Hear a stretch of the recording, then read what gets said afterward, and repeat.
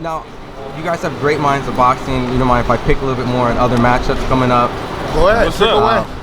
Shawn Porter, Errol Spence coming up. You know, the unification of welterweight division. Do you guys have a pick or how that fight will break down at least? I picked this fight on FightHype already. I think it's gonna be an interesting fight, but I definitely favor Errol. I see Shawn Porter sparring with Andrade, so I think that's probably the best work you could possibly get. But I just think, and I look at when I cross-reference both of their fights with Kell Brook. Every time I do it, I come out with Earl winning this fight. And is it because of what? Is it his IQ? I just think it's his power, his IQ, his southpaw stance. He showed that he can box in the Mickey Garcia fight. He showed defense. I mean, he just impressed me a lot without the knockout. So. Does that matter? Because, you know, there's fight fans that are pretty critical, seeing that the smaller guy came up and he was essentially known as the knockout artist, and then he didn't knock out the smaller guy. Does that play in any type of... Sometimes smaller guys are harder to knock out than bigger guys.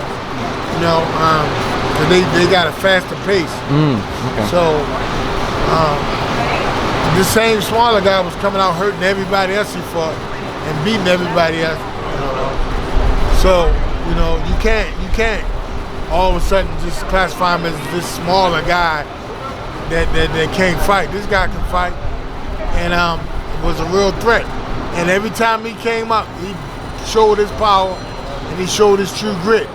Now that Earl just outboxed him, and I thought it was a thorough boxing lesson. Defense was on point like a decimal, and he won the fight easy. Now everybody crying about, oh, well, he ain't knocked him out. I actually don't think he really went for the knockout. Now, had I seen him going in, really going hard, looking for the knockout and couldn't get it, I might be questioning. But I didn't see that. With Shawn and Earl, do you think there will be a knockout in this fight because of the style, or just tough 12 rounds? I don't think it's going to be a knockout, but I still think Earl will win the decision.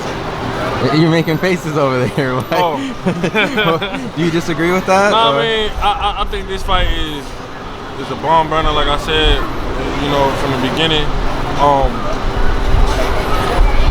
I don't know about the knockout, man. The knockout is gonna be tough to get, but Shawn is up. Yeah, Shawn is definitely. Listen, Shawn Porter can box, and I don't know if people know that. People just think he's just this mauling.